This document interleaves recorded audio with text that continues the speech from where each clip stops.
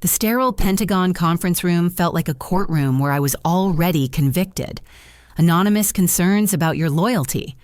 The investigator stated, his voice cutting through the frigid air conditioning. Accusations of foreign contacts. My mother had called in a favor from her congressman friend. Dad expected I would lose my little government job. The investigator opened my classified file, then immediately closed it. He excused everyone from the room. Ma'am, I know who you are. Operation Nightfall. You're the reason I came home from Kabul. Who exactly is trying to compromise you? My own family had orchestrated this investigation to destroy me. 3 months before that devastating Pentagon meeting, my carefully constructed world began crumbling when my parents discovered what I actually did for a living. For 5 years, I had told them I worked in administrative support at a government facility outside Washington, D.C. The truth was far more complicated and infinitely more classified. I am Gina Marshall, 28 years old, and I worked as a military intelligence analyst, specializing in Middle Eastern communication networks. My security clearance was higher than most generals, and my work had saved countless American lives overseas. But my family could never know that. The revelation came during a casual dinner at my childhood home in suburban Virginia. My younger brother Jake was complaining about his dead-end job at a car dealership when my father made one of his usual bitter comments about government waste. Your sister's got the right idea, he said, cutting into his pot roast with unnecessary force. Nice, easy government job, decent benefits, no real responsibility. Must be nice pushing papers all day while real Americans struggle. My father, Robert Marshall, was a Vietnam veteran whose faith in government died in the jungles of Southeast Asia. At 62, he carried decades of resentment toward any federal employee, apparently forgetting his daughter fell into that category. His gray hair had thinned considerably since his retirement from the Postal Service, and his blue eyes held a permanent, skeptical squint. That evening, my mother Patricia made an offhand comment about how proud she was that I had such an important security clearance for an administrative position. Something in her tone made me realize she knew more than she was letting on. Patricia Marshall was 58 years old with perfectly styled blonde hair that required weekly salon visits and a wardrobe that screamed suburban political wife. She had married my father when he returned from Vietnam, but her ambitions always reached far beyond their modest split-level home. The conversation took a dangerous turn when Jake mentioned seeing me at a restaurant with Ahmad Nazir, a Syrian-American doctor I had met during my rehabilitation after a training accident that officially never happened. Ahmad was brilliant kind and had become a close friend during my recovery, but to my family, he represented something suspicious. That was when the interrogation began. My mother's questions came rapid fire. Why was I meeting with foreign nationals? What exactly did my job entail? Why was I always evasive about my work? The suspicion in her voice made my stomach drop. I deflected as best I could, but the damage was done. Over the following weeks, I noticed subtle changes in our family dynamics. Phone calls that ended abruptly when I entered rooms. Whispered conversations between my parents that stopped the moment they saw me. Jake asking seemingly innocent questions about my schedule and activities. The truth emerged 2 months later when I discovered my family had hired a private investigator named Dennis Kowalski to monitor my daily activities. They had photographs of me entering secure government buildings, meeting with colleagues they perceived as foreign agents, and maintaining what they considered suspicious patterns of behavior. My mother had befriended Congressman Bradley Walsh at a charity fundraiser where she volunteered. Walsh was the ambitious 55-year-old politician with perfectly styled silver hair and a reputation for being tough on national security issues. Patricia saw an opportunity to demonstrate her patriotic vigilance while climbing the social ladder of Washington politics. The congressman's wife, Eleanor Walsh, had taken Patricia under her wing, introducing her to a network of politically connected women who prided themselves on being vigilant watchdogs for American security. These women saw themselves as patriots, but their methods were dangerous and misguided.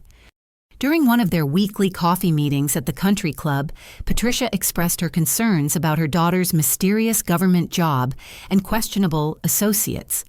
Eleanor suggested that reporting these concerns through official channels would be the responsible thing to do. What I did not know was that this conversation was exactly what Congressman Walsh had been hoping for. He was building a portfolio of cases where he had protected American national security, positioning himself for a Senate run that would launch the following year. The climactic moment came when I found the private investigator's report hidden in my mother's bedroom. Dennis Kowalski had been following me for 8 weeks, documenting every meeting, every location I visited, every person I spoke with. His report painted me as a potential security risk based on circumstantial evidence and cultural ignorance. The photographs showed me entering buildings that housed classified operations, but Kowalski identified them as suspicious foreign liaison offices. Pictures of Ahmad and me having coffee became evidence of concerning foreign contacts. My careful operational security designed to protect national secrets was interpreted as secretive behavior that suggested disloyalty. The report concluded that I posed a potential threat to national security and recommended immediate investigation of my security clearance and employment status. My own family had weaponized their ignorance against me, creating a narrative that could destroy everything I had worked to protect. Captain Marcus Thompson stood 6 feet 2 inches tall with graying temples that spoke of years spent in dangerous places, making impossible decisions. His brown eyes held the kind of intensity that comes from seeing too much combat, but when he recognized my classified designation, those same eyes filled with something approaching reverence. "Ma'am," he said, after clearing the conference room of stenographers and observers, "I need you to understand something before we proceed. Operation Nightfall saved my life and the lives of 11 men under my command in Afghanistan. Your intelligence work identified insurgent communication patterns that revealed a massive coordinated attack on Forward Operating Base Charlie. I remembered that operation with crystal clarity, working 18-hour days analyzing intercepted communications from 17 different insurgent cells across the Kandahar region. I had noticed subtle patterns in message timing and frequency that suggested coordinated planning. Most analysts would have missed it, but my specialty was finding connections in seemingly random data. The intelligence picture had emerged gradually over 3 weeks of painstaking analysis. Multiple insurgent groups were synchronizing their activities for a major assault on our forward operating base. The attack was planned for a night when intelligence assets would be minimal and defensive positions would be undermanned. My analysis had been so urgent that I bypassed normal channels and delivered it directly to Special Operations Command. The base was evacuated and repositioned just 14 hours before 200 insurgents overran the original location with rockets, mortars, and coordinated ground assault. Captain Thompson had been the Special Forces team leader responsible for base security that night. Without my intelligence work, his entire unit would have been killed or captured in what would have become one of the deadliest attacks of the war. But that was not the most shocking revelation Thompson shared with me. The congressional inquiry triggered by my family's concerns had activated multiple federal agencies because someone with high-level security access had initiated the investigation through official government channels. When a sitting congressman reports concerns about a cleared intelligence professional, the FBI, CIA, and military intelligence community are required to conduct comprehensive investigations. These investigations are not simple background checks. They involve surveillance interviews with associates, financial audits, and reviews of all classified work product. Thompson explained that my case had triggered what the intelligence community calls a potential compromise investigation. This meant that every operation I had ever worked on was now under review to determine if American assets or methods had been exposed to hostile foreign intelligence services. The irony was devastating. My family's ignorant attempt to question my loyalty had created a massive security review that could compromise the very operations I had spent my career protecting. Hundreds of intelligence professionals were now being interviewed about their interactions with me. Sources and methods I had used to save American lives were being scrutinized by investigators who had to assume I might be compromised. But Thompson had more disturbing news. The investigation had already expanded beyond me personally. The FBI was now investigating Ahmad Nazir and his entire extended family based on reports of suspicious contact with a cleared intelligence professional. Ahmad's medical practice was under surveillance. His phones were tapped, and his children were being monitored at their schools.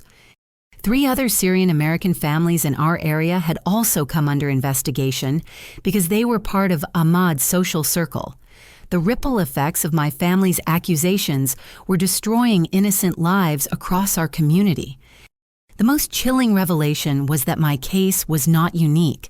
Thompson had discovered that similar investigations had been initiated against other intelligence professionals over the past 18 months, all triggered by anonymous reports from family members or associates who claimed to have national security concerns. Someone was using the system designed to protect American secrets as a weapon to destroy the careers of dedicated intelligence professionals. The pattern was too consistent to be coincidental, and the methodology was too sophisticated to be random. Thompson closed our initial interview with a warning that changed everything. Ma'am, someone with significant resources and political connections is systematically targeting people in your profession. Your family may think they are protecting America, but they are being manipulated by forces that want to weaken our intelligence capabilities. He handed me a secure communication device and a phone number that would connect directly to his office. If anyone in your family or their associates contacts you about this investigation, I need to know immediately. We are dealing with something much larger than a simple security clearance review. As I left the Pentagon that day, I realized my family had unknowingly made me a target in a sophisticated campaign designed to destroy American intelligence operations from within. The people I trusted most had become weapons in someone else's war against national security. My investigation into Congressman Bradley Walsh revealed a man whose political ambitions far exceeded his qualifications or integrity. At 55 years old, Walsh had spent 12 years in the House of Representatives without passing a single significant piece of legislation. His record was unremarkable except for his consistent ability to generate media attention around national security issues. Thompson's research uncovered Walsh's Senate campaign strategy, which depended heavily on establishing himself as a guardian against foreign infiltration of American government institutions. His campaign consultants had identified defense against internal security threats as a winning issue for suburban voters who felt anxious about immigration and cultural change. The strategy was simple, but effective. Walsh would identify government employees with foreign connections or suspicious activities, trigger official investigations, and then claim credit for protecting American security when those investigations were announced publicly. He did not need the investigations to find actual wrongdoing. The mere fact that he had initiated them was sufficient for campaign purposes. My case fit perfectly into this pattern. A young woman with a high security clearance who socialized with Syrian Americans was exactly the kind of story that would resonate with Walsh's political base. The fact that my own family had raised concerns gave him political cover and additional credibility. But Walsh's scheme required a steady stream of targets, which meant he needed a network of sources to identify government employees with potentially problematic associations.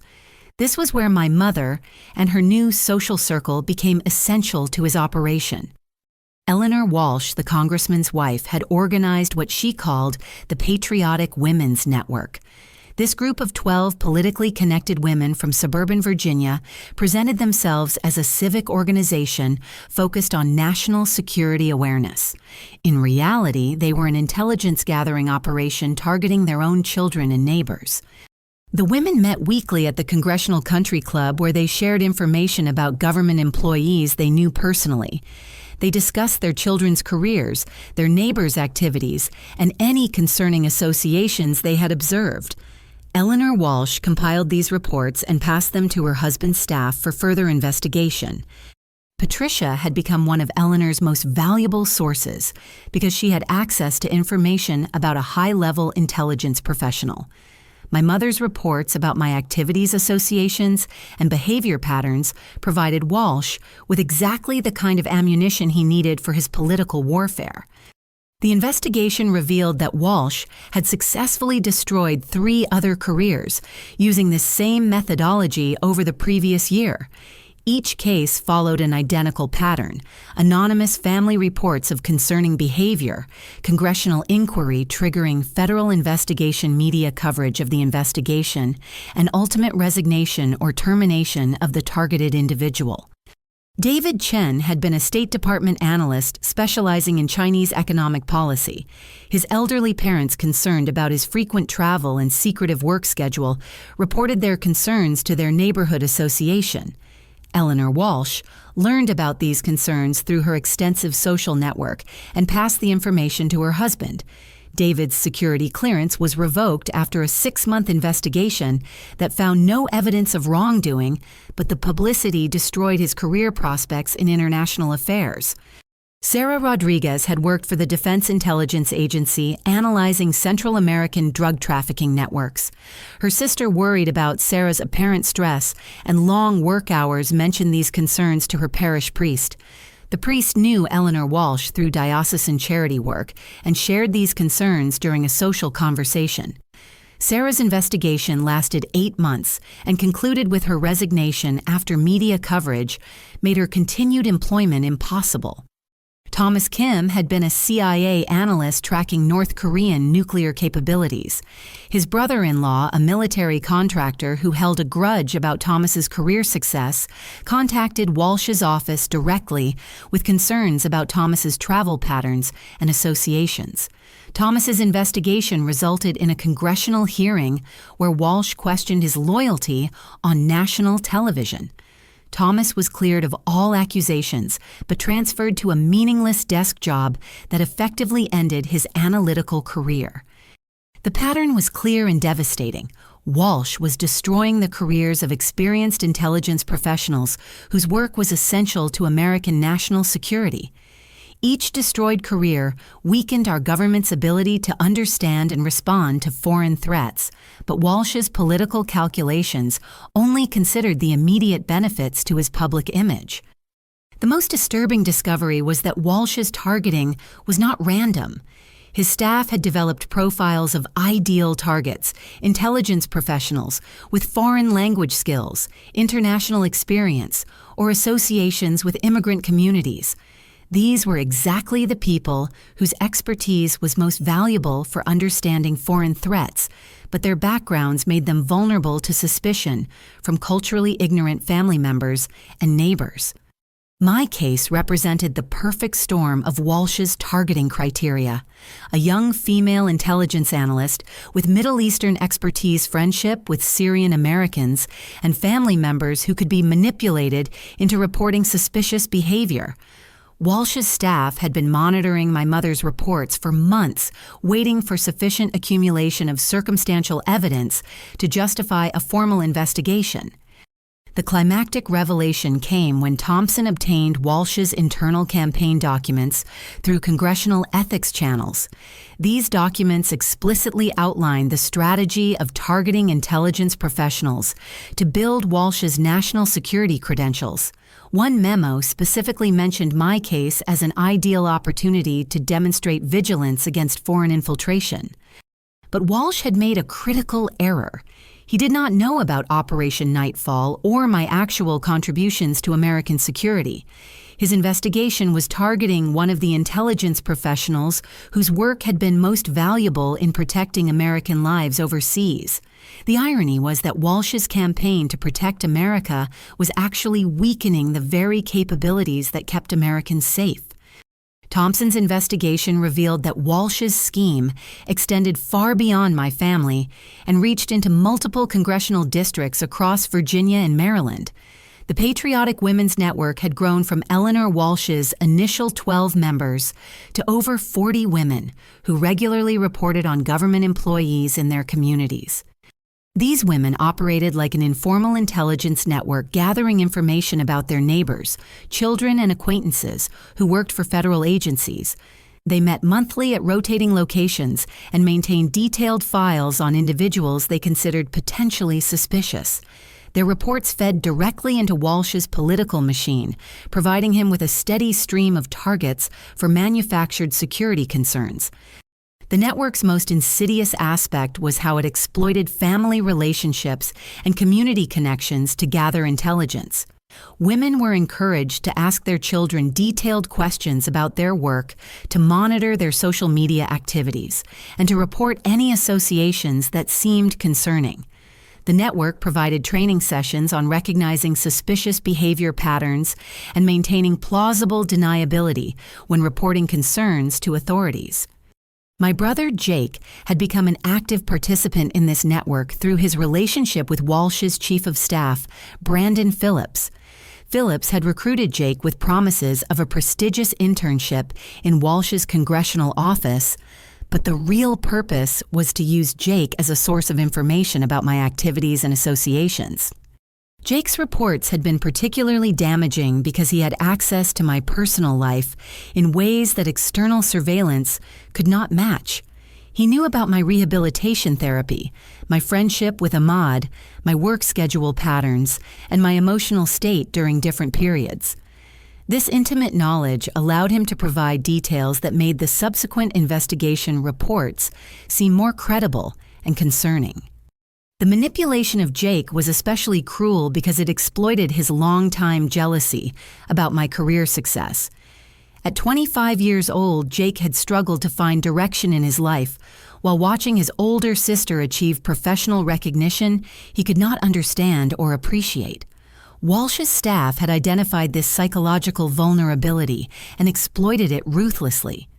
Phillips had convinced Jake that reporting on my activities was a patriotic duty that would protect both national security and our family's reputation. Jake genuinely believed he was helping to prevent me from making mistakes that could damage my career or compromise American interests. His participation was motivated by a toxic combination of patriotic manipulation, personal jealousy, and naive hope for professional advancement. But Jake was not the only family member being manipulated. My mother's involvement had evolved far beyond simple reporting. She had become one of Eleanor Walsh's most trusted lieutenants, responsible for training new network members and developing more sophisticated intelligence-gathering techniques. Patricia had fully embraced her role as a patriotic watchdog, seeing herself as a defender of American values against foreign infiltration. She attended weekend training sessions where former intelligence professionals taught network members how to recognize suspicious behavior, maintain operational security, and document their observations for maximum impact. The training was sophisticated and reflected genuine understanding of intelligence methodologies. Network members learned to create detailed behavioral profiles, establish patterns of life analysis, and identify potential indicators of foreign compromise. They were essentially being trained to conduct domestic surveillance operations against their own communities. The most shocking discovery was that Ahmad and his family had been under intensive surveillance by network members for over 4 months before the official investigation began. Multiple women had been assigned to monitor different aspects of Ahmad's life: his medical practice, his children's school activities, his wife's community involvement, and his extended family's social gatherings. This surveillance had revealed that Ahmad's family was deeply integrated into American life and posed no conceivable security threat. His wife Sarah was a high school biology teacher who had been born in Ohio. Their children were honor students who participated in school sports and community theater.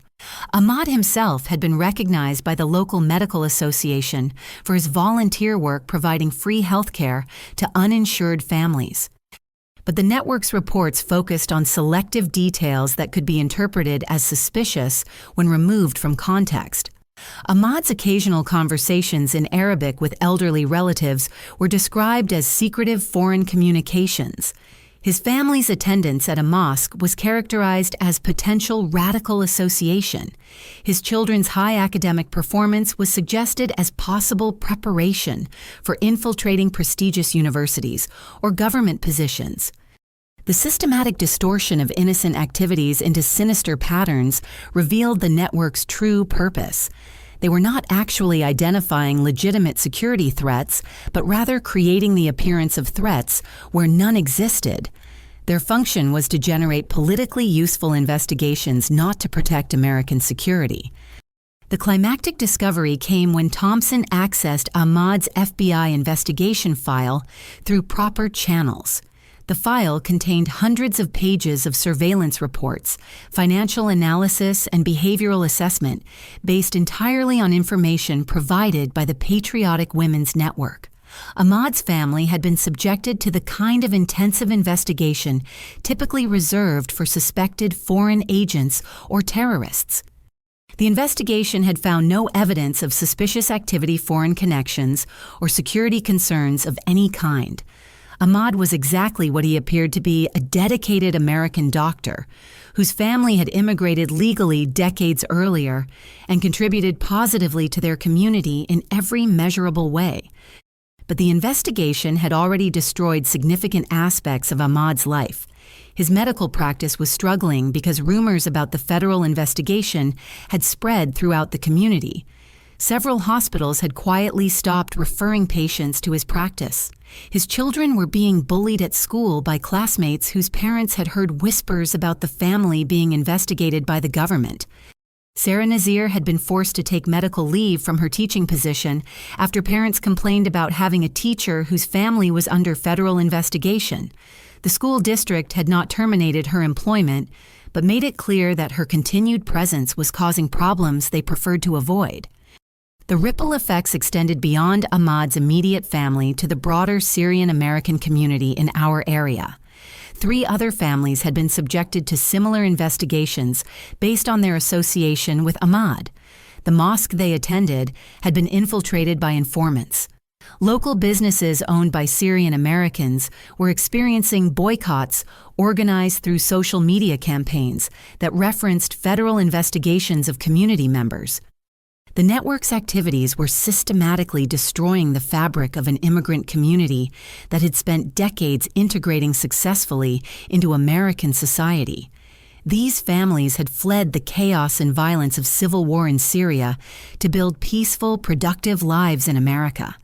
Now they found themselves under suspicion in their adopted homeland because of manufactured concerns promoted by politically motivated surveillance networks. Thompson's final revelation was that my case had triggered the most comprehensive investigation yet, because my security clearance level was higher than previous targets. The investigation had expanded to include reviews of every classified operation I had ever worked on, background investigations of every person I had ever met professionally, and security assessments of every facility I had ever accessed. This meant that hundreds of intelligence professionals who had worked with me over the years were now being interviewed and investigated. Sources and methods that had taken years to develop were being exposed to review processes that could compromise their effectiveness. Operations that had successfully protected American lives were being scrutinized by investigators who had to assume I might have been compromised. Walsh's scheme had evolved from destroying individual careers to potentially compromising entire intelligence operations. The investigation triggered by my family's manufactured concerns was creating exactly the kind of security vulnerabilities that our enemies would love to exploit.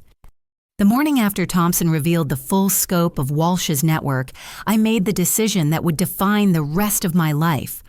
I was going to fight back using every skill my intelligence training had provided, and I was going to expose the entire operation that was systematically destroying American security from within.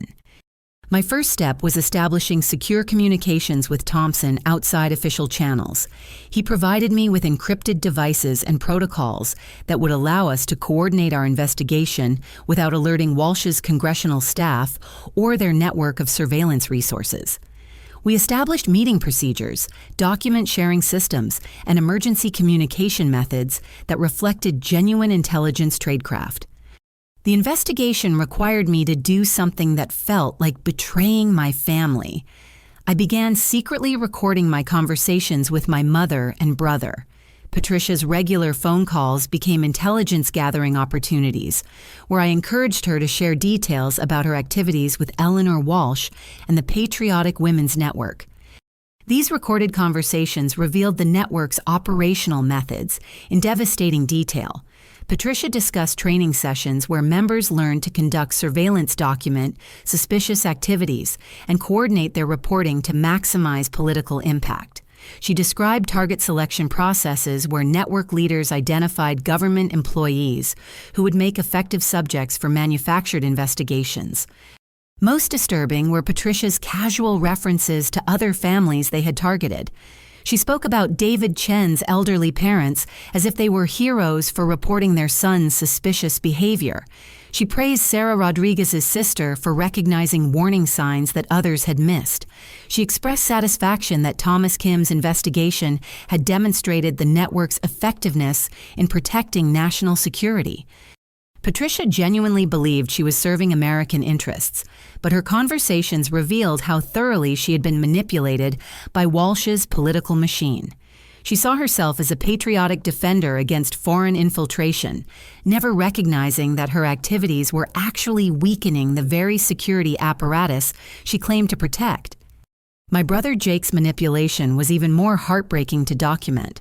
His conversations with me revealed a young man who desperately wanted to believe he was contributing to something important and meaningful. Brandon Phillips had convinced Jake that reporting on my activities was essential preparation for his future career in national security. Jake provided detailed information about my daily routines, my emotional state during different periods, my reactions to work stress, and my social activities. He'd been maintaining what amounted to a surveillance log about my life for months, believing this demonstrated his potential value as an intelligence professional. The cruelest aspect of Jake's manipulation was how Phillips had exploited his legitimate concerns about my well-being.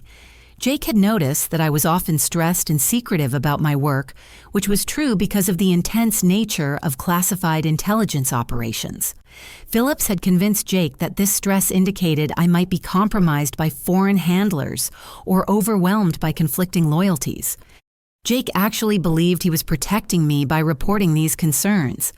In his mind, triggering an investigation would either clear me of suspicion or help me escape from a dangerous situation.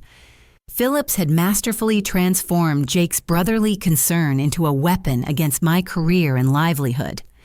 But my father provided the breakthrough that changed everything. Robert Marshall had been quietly conducting his own investigation into Patricia's activities, and what he discovered filled him with horror and shame. Patricia had been deceiving him about her involvement with Eleanor Walsh's network, claiming she was only attending social gatherings when she was actually participating in active surveillance operations. My father's military background had given him enough understanding of intelligence work to recognize that Patricia's activities constituted domestic espionage.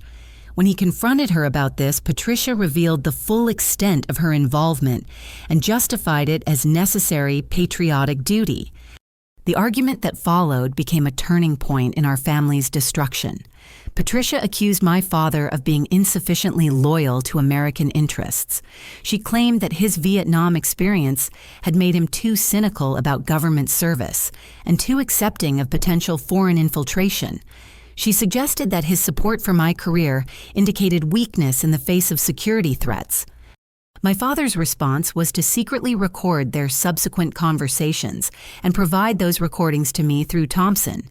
These recordings proved that Patricia was operating as an active intelligence asset for Walsh's political organization, that she was receiving training and direction from congressional staff, and that she was being compensated for her services through payments disguised as consulting fees for Eleanor Walsh's various charitable organizations.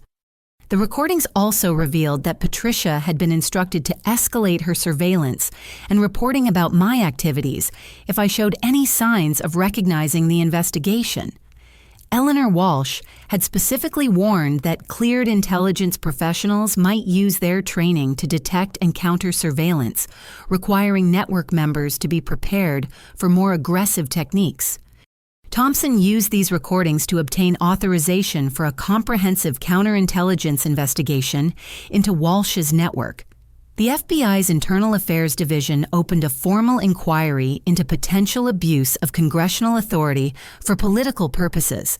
The Congressional Ethics Committee received a referral alleging systematic misuse of official investigative powers. But the most significant breakthrough came when Thompson accessed the classified assessments that had been conducted on Walsh's previous targets. These assessments revealed that David Chen, Sarah Rodriguez, and Thomas Kim had all been highly effective intelligence professionals whose work had contributed significantly to American national security. David Chen's economic analysis had identified Chinese financial manipulation that saved American taxpayers billions of dollars. Sarah Rodriguez's drug trafficking intelligence had led to interdiction operations that prevented hundreds of tons of narcotics from entering American communities. Thomas Kim's nuclear proliferation analysis had provided critical early warning about North Korean weapons development. Walsh's political scheme had systematically destroyed the careers of some of America's most valuable intelligence professionals. His manufactured investigations had weakened American security capabilities while advancing his personal political ambitions. The irony was profound. The congressman claiming to protect America from foreign threats was actually creating those vulnerabilities himself. Thompson's investigation also revealed that Walsh's network was being monitored by foreign intelligence services, who recognized its value for identifying American intelligence personnel. Chinese and Russian intelligence agencies had penetrated the network's communications and were using Walsh's targeting information to develop profiles of American intelligence professionals.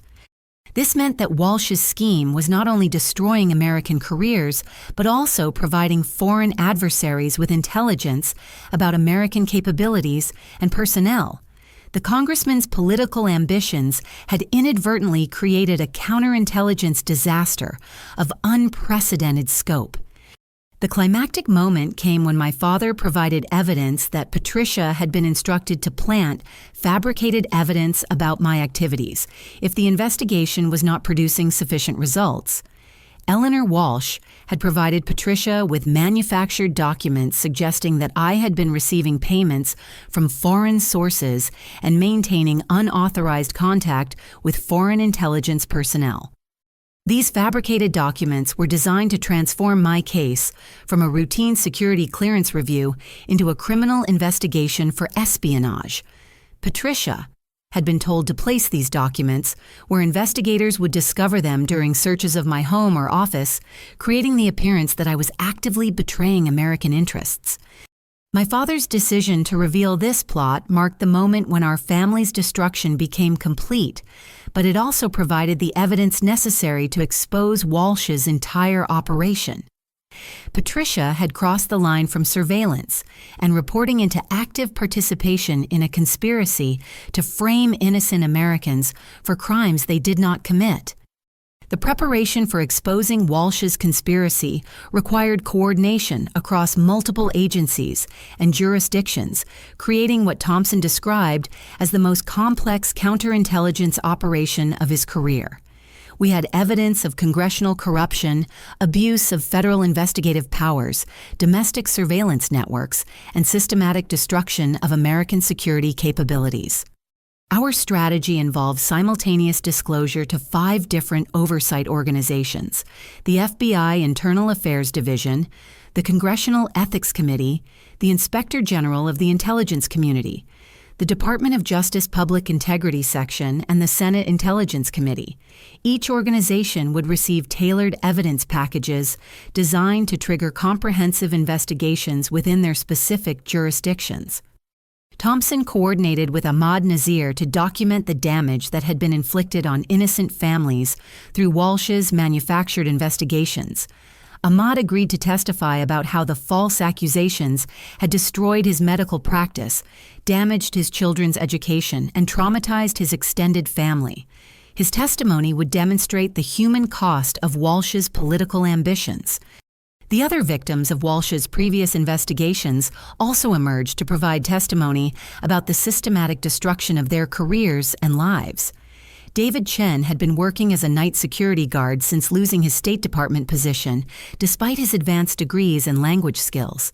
Sarah Rodriguez had been unable to find employment in government service and was teaching elementary school in a different state under her maiden name. Thomas Kim's case was particularly devastating because his expertise in North Korean nuclear capabilities was desperately needed as tensions escalated on the Korean peninsula. His forced resignation had eliminated one of America's most knowledgeable analysts at exactly the moment when his insights were most critical for national security decision-making. Each victim provided detailed testimony about how Walsh's investigations had been conducted, revealing patterns of procedural abuse and political manipulation. Their cases demonstrated that Walsh's staff had consistently exaggerated evidence, mischaracterized innocent activities, and pressured investigators to reach predetermined conclusions. My father's cooperation was essential for documenting the network's operational methods and political coordination. His recordings of Patricia's conversations provided direct evidence of the training direction and compensation that network members received from Walsh's organization. These recordings prove that the network was not a grassroots civic organization, but rather a political intelligence operation directed by congressional staff. Robert Marshall's testimony was particularly powerful because his military background gave him credibility on national security issues. His transformation from suspicious father to protective ally demonstrated how the network's propaganda could be overcome by exposure to factual evidence. His willingness to testify against his own wife reflected his genuine commitment to protecting American security interests. The investigation also revealed the financial structure that supported Walsh's network operations. Eleanor Walsh's charitable organizations had received substantial donations from defense contractors who benefited when experienced intelligence professionals were removed from government positions. These contractors saw Walsh's investigations as opportunities to influence personnel decisions and policy directions within federal agencies. The financial connections created a clear motive for Walsh's systematic targeting of intelligence professionals. By destroying the careers of experienced analysts, Walsh was creating opportunities for private contractors to provide services that had previously been performed by government employees. His political ambitions aligned perfectly with corporate interests that profited from weakened government capabilities. Thompson's investigation identified specific contracts that had been awarded to Walsh supporters after intelligence professionals were removed from positions where they had opposed outsourcing initiatives. The pattern was consistent across multiple agencies and suggested systematic coordination between Walsh's political operations and defense industry lobbying efforts. But the most damaging evidence came from foreign intelligence assessments that Thompson obtained through classified channels. Chinese and Russian intelligence services had been monitoring Walsh's network for over 2 years, using his investigations to identify American intelligence professionals and assess their vulnerabilities. Foreign intelligence reports described Walsh's network as an unprecedented opportunity to gather information about American intelligence capabilities without conducting traditional espionage operations. The network's public activities provided foreign adversaries with detailed profiles of American personnel, operational methods, and security procedures. The foreign intelligence exploitation meant that Walsh's scheme had created exactly the kind of security vulnerabilities that justified aggressive counterintelligence responses. His political operations had inadvertently provided foreign adversaries with intelligence that would typically require years of patient infiltration to obtain. The climactic moment in our preparation came when Patricia attempted to destroy evidence and flee to Walsh's vacation home in the Hamptons. Thompson had been monitoring her activities through legitimate surveillance methods, and her panicked response to learning about our investigation provided the final proof of criminal intent. Patricia's desperate phone call to me, threatening to fabricate additional evidence about foreign contacts unless I dropped my counter-investigation, was recorded through the secure communications system Thompson had provided. Her threats to plant fabricated documents and testimony created clear evidence of conspiracy to commit federal crimes. But Patricia's most damaging admission came when she revealed that similar evidence fabrication had been used in previous investigations. She admitted that documents had been planted in David Chen's home to suggest unauthorized foreign contacts. She acknowledged that testimony had been coached in Sarah Rodriguez's case to exaggerate concerns about her loyalty. She confirmed that Thomas Kim's investigation had included fabricated evidence designed to support predetermined conclusions about his reliability. These admissions transformed our case from exposing political manipulation into documenting systematic criminal conspiracy involving federal fraud, evidence tampering, and civil rights violations. Patricia's panic had provided evidence that Walsh's network was not simply gathering information, but actively manufacturing cases against innocent Americans. Thompson coordinated with federal prosecutors to ensure that Patricia's admissions were properly documented and preserved as evidence for criminal proceedings. Her flight to Walsh's vacation home was monitored by FBI surveillance teams who documented her efforts to coordinate with Walsh's staff and destroy additional evidence. The preparation phase concluded with comprehensive evidence packages being delivered simultaneously to all oversight organizations, triggering what would become the largest congressional ethics investigation in decades and the most significant counterintelligence operation ever directed against domestic political activities. The coordinated exposure of Walsh's conspiracy created a political earthquake that transformed my personal vindication into a national security scandal, with implications that reached the highest levels of American government. Within 72 hours of our evidence delivery, Walsh's Senate campaign collapsed. His congressional career was effectively ended, and criminal investigations were launched across multiple jurisdictions. The Congressional Ethics Committee voted unanimously to recommend Walsh's expulsion from the House of Representatives after reviewing evidence of systematic abuse of official powers for political gain. The committee's report described Walsh's activities as the most serious breach of congressional authority in modern American history, noting that his scheme had compromised national security while destroying the careers of innocent Americans. The FBI's criminal investigation moved with unprecedented speed because the evidence Thompson and I had gathered was so comprehensive and well documented. Walsh was arrested at his vacation home in the Hamptons while attempting to destroy computers and documents that contained additional evidence of his network's operations. Federal agents seized over 10,000 documents, dozens of electronic devices, and hundreds of hours of recorded conversations. Patricia was arrested simultaneously at her hotel room where she had been coordinating with Eleanor Walsh to destroy evidence and prepare false testimony.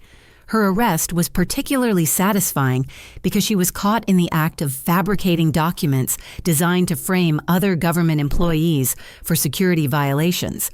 The evidence against her was overwhelming and undeniable.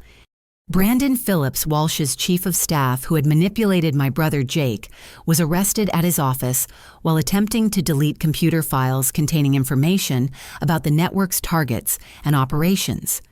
His cooperation with prosecutors revealed additional details about the scheme's scope and financial structure, leading to charges against defense contractors who had funded the network's activities. Eleanor Walsh faced the most serious charges because her leadership of the Patriotic Women's Network constituted organized criminal enterprise under federal racketeering statutes. Prosecutors charged her with conspiracy wire fraud, civil rights violations, and obstruction of justice. Her trial would eventually reveal the full extent of the network's operations and its connections to foreign intelligence exploitation. Jake's situation was more complicated because his cooperation had been obtained through manipulation rather than genuine criminal intent. Prosecutors offered him immunity in exchange for testimony about how he had been recruited and directed by Walsh's staff. His testimony provided crucial insights into the network's psychological manipulation techniques and recruitment strategies. Jake's testimony was emotionally devastating for our family, but essential for understanding how the network had exploited family relationships to gather intelligence. His detailed account of Brandon Phillips's manipulation revealed sophisticated psychological techniques designed to transform legitimate family concerns into weapons against government employees. The criminal proceedings moved rapidly because Walsh's activities had created clear national security implications that justified expedited judicial review. Walsh was charged with conspiracy to commit fraud, abuse of official authority civil rights violations, and providing aid to foreign intelligence services. His trial was scheduled for federal court in Washington, D.C., with security clearances required for many participants. But the legal proceedings were only part of the justice that emerged from exposing Walsh's conspiracy. The intelligence community conducted comprehensive damage assessments that revealed the full scope of harm caused by Walsh's manufactured investigations. These assessments led to policy changes designed to prevent similar abuse of security clearance processes. Ahmad Nazir's vindication was complete and public. The FBI issued formal apologies to Ahmad and his family, acknowledging that the investigation had been based on fabricated evidence and politically motivated accusations. Ahmad's medical license was restored with full retroactive recognition, and several hospitals publicly recruited him to join their medical staffs. The Syrian-American community that had been systematically targeted by Walsh's network received official recognition and support from federal agencies. The mosque that had been infiltrated by informants was provided with security assistance and community outreach programs. Families that had been subjected to unwarranted investigations received financial compensation and public vindication. David Chen, Sarah Rodriguez, and Thomas Kim were offered opportunities to return to government service with full restoration of their security clearances and retroactive recognition of their previous contributions. The intelligence community acknowledged that losing their expertise had created operational vulnerabilities that took years to rebuild. My own vindication included promotion to a senior analyst position where I could help develop safeguards against political manipulation of security clearance processes. The Pentagon created new oversight procedures to ensure that congressional inquiries about cleared personnel would be evaluated for political motivation before triggering formal investigations. Thompson received recognition for his role in exposing the conspiracy and was promoted to head a new counterintelligence unit focused on protecting American intelligence professionals from domestic threats. His experience with Walsh's network provided valuable insights into how foreign adversaries might attempt to manipulate American political processes to compromise security operations. The policy changes that emerged from our case included new protections for intelligence professionals against politically motivated investigations, enhanced screening procedures for congressional inquiries involving classified personnel, and improved coordination between agencies to identify systematic patterns of abuse. 6 months after the initial Pentagon meeting that began this nightmare, I testified before the Senate Intelligence Committee about improving security clearance processes to prevent political manipulation. My testimony led to legislation requiring independent review of all congressional inquiries involving intelligence personnel and establishing criminal penalties for fabricating security concerns for political purposes. Walsh was sentenced to 4 years in federal prison for conspiracy and abuse of authority. Patricia received 2 years for her role in fabricating evidence and coordinating surveillance operations. Eleanor Walsh received 5 years for leading the criminal enterprise that had systematically targeted innocent Americans. Brandon Phillips received 3 years for manipulating government employees and destroying evidence. The defense contractors who had funded Walsh's network faced massive financial penalties and were banned from receiving federal contracts for 10 years. Their executives were charged with conspiracy and corruption, leading to additional prison sentences and corporate restructuring requirements. But the most meaningful aspect of our victory was the restoration of trust and family relationships that had been damaged by Walsh's manipulation. My father and I rebuilt our relationship based on his courage in exposing Patricia's activities and protecting my career. Robert Marshall's willingness to testify against his own wife demonstrated his genuine commitment to American values over family loyalty. Jake's recognition of how he had been manipulated led to genuine remorse and a commitment to rebuilding our sibling relationship. He entered therapy to address the jealousy and insecurity that had made him vulnerable to Phillips's manipulation. His testimony in Walsh's trial was powerful evidence of how the network had exploited family dynamics to gather intelligence. Ahmad's friendship survived the ordeal and became even stronger because of our shared experience fighting back against injustice. His family's resilience in the face of systematic persecution inspired me to continue working to protect other immigrants who might face similar attacks. We developed educational programs to help immigrant communities recognize and respond to politically motivated investigations. The broader lesson of our experience was that protecting American security sometimes requires protecting it from Americans who claim to serve those interests. Walsh's conspiracy demonstrated how political ambition could transform legitimate security procedures into weapons against the very people whose work protected American lives. My work now focuses on helping other intelligence professionals recognize and respond to political manipulation of security processes. The skills I developed fighting Walsh's conspiracy have proven valuable for identifying and countering similar schemes that target government employees for political purposes. The story concludes with recognition that American security depends on the dedication and expertise of professionals who often work in anonymity and face personal risks to protect national interests.